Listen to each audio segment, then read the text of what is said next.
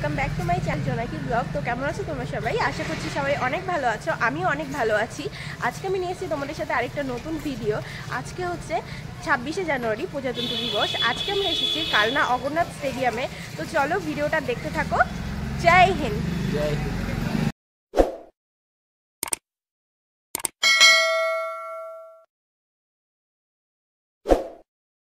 চলে এসেছি কালনা অগরনাথ পার্ক স্টেডিয়ামে। তো চলো ভেতরে যাওয়া যাক। এই যে দেখতেই পাচ্ছ কত লোক কিন্তু চলে এসেছে অলরেডি, আর আমরাও টুকটুক করে ভেতরে চলে যাচ্ছি।